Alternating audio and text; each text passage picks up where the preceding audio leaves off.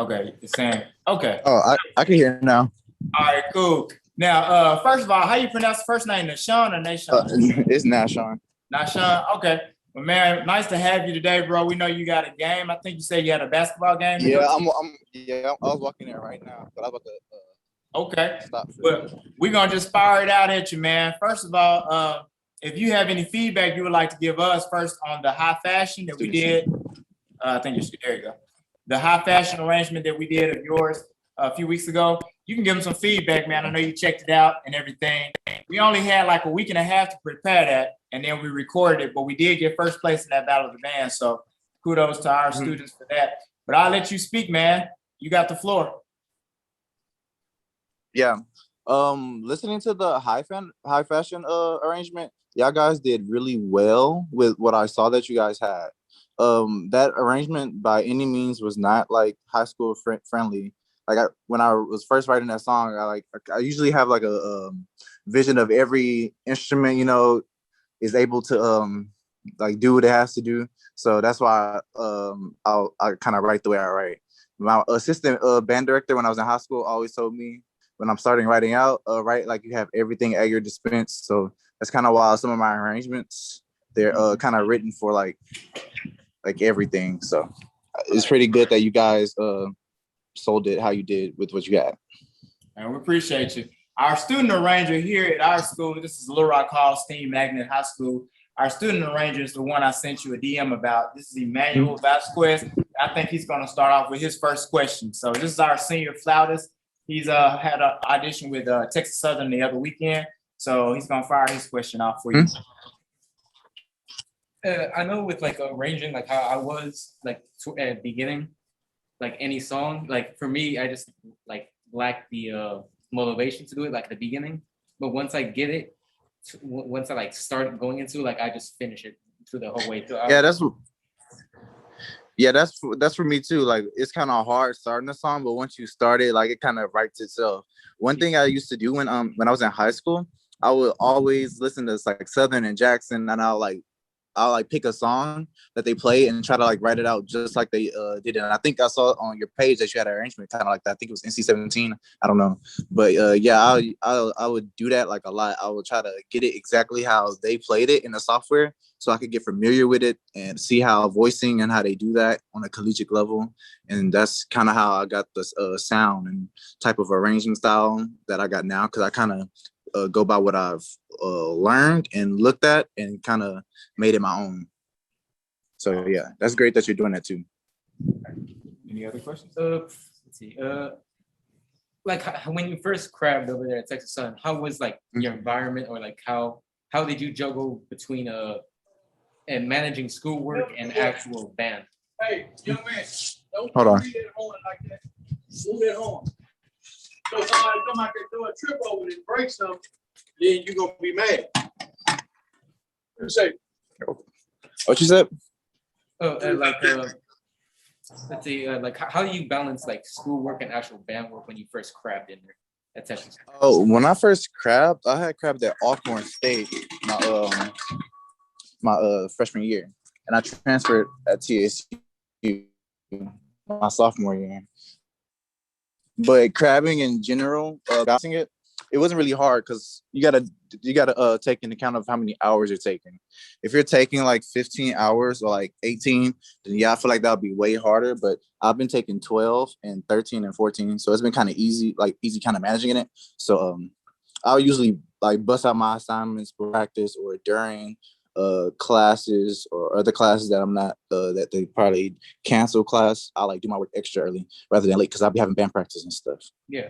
And here at TSU, we practice from, so you will have like the rest of your night to do your work and stuff. That's one thing I liked when I did transfer from Alcorn to TSU. The times, like the practice time that they let out over here is very, very much early. So you have time to do your work and stuff. So it's really not that hard if you just put like towards the proper effort. All right. Thank you. Thank you. All right, our next student, he's a low brass. He's a baritone player. He's a baritone player / trombone for jazz band, and he has a specific question about embouchure. Okay, as far as embouchure goes, how do you like set your lips when you switching mouthpieces? like from a different mouthpiece? Like I put on right now on with marching band. I play on a Megatone 6.5. When I first started playing, I played on the 12C and 7C. But then I later on, my professors and stuff, they was just like that. That's not really a good mouthpiece for it's not really a good like collegiate or advanced mouthpiece. So they wanted me to work towards a 5G and a 6.5. But as far as embouchure, you will always like kind of want to center the mouthpiece on your lips. I feel like that's the most like ideal embouchure, to have it fully centered and like not majority of any lip in the mouthpiece, but like very much like symmetrical. But everybody embouchure is different. Everybody lips and faces and like mouths are different. So it's kind of, there's not really any set embouchure that I like that's like, you know, that I could just recommend. But as long as you work with what you have and build on that, then we should be fine. Because I play with majority of my top lip, but they tell me I need to shift my mouthpiece down some more. But if it works for you and you could do it, you could like grow and do what you have to do with it, then I wouldn't say change it or do anything. Thank you. Good feedback, man. We have a lot of embouchure issues sometimes in our band, but they've learned to adapt to I guess the set embouchure that they have now. What we got next? We got mellophone / trumpet / baritone. So that's another situation, because I have to move them around based on our instrumentation needs, but also based on their skill set. So here's a mellophone player, trumpet player, but we recently switched from the baritone because that was a better fit for him. This is Rodney Johnson. So I was listening to when you said you used to play, how you used to play your mouthpiece. Like how long did it take for you to adjust to actually playing putting your lips on the mouthpiece how it's supposed to be put on there? I'm actually still adjusting like to a proper embouchure, because like when I used to play, my head would be up like this, but I have more of my top lip like on the rim more than anything, and it was very bad. And adjusting to that was kind of hard because I kind of had to relearn how to play the instrument almost. And I'm still kind of working on getting a more centered embouchure, but that just takes practice over time. Like you just gotta like find what feels like not necessarily comfortable, but feels right, but not comfortable. Because if you're looking at somebody play, you want everything to be more centered so you can have more control with the movement and look like everybody else in the section rather than sticking out because your embouchure is kind of jacked up and your face is like this. That's why you see like some college bands, some trumpet and mellophone players be playing at the side of their lip or mouth, because their embouchure has been like that since like high school, middle school, and they haven't changed it. But it should always be centered. So if you just practice and practice and practice, moving your embouchure down if it's too high, or if it's too low, moving it up, then you will get there eventually, because I'm still working on that too. Okay, thank you. Good answer. Good answer. All right, this next one is a tuba player. He's also a wrestler and football player. But his name is Darius Wittus.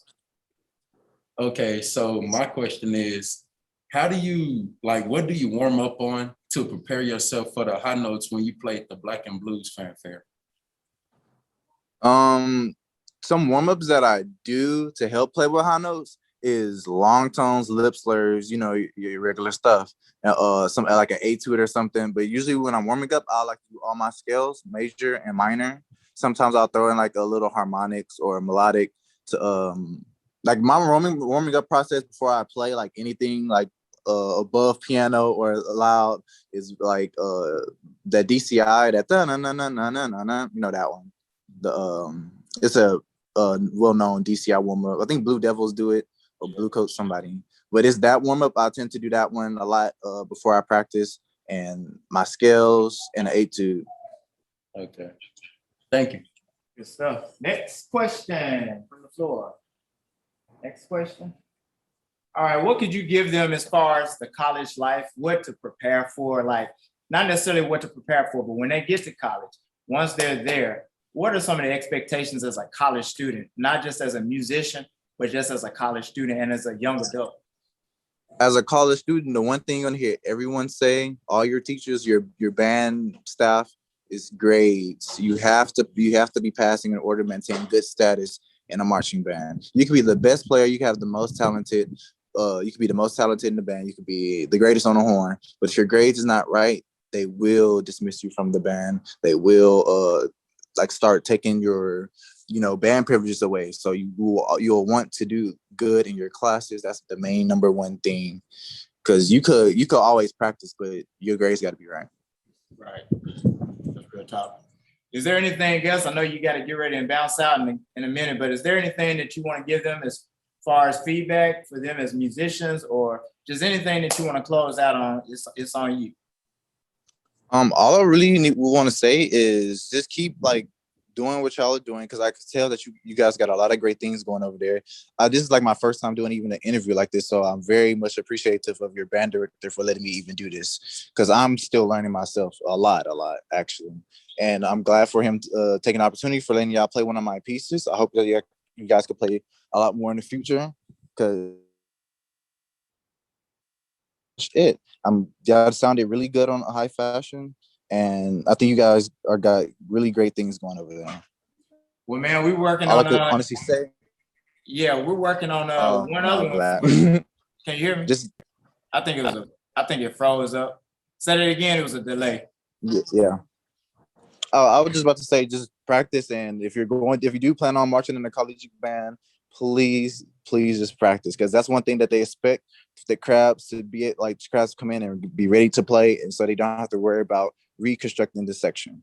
You also want to add on, you don't want to replace. Well, you also want to add on, you don't want to, yeah. I got you, man. We're getting ready to rehearse your the last tune you gave us, Order My Steps. Yeah.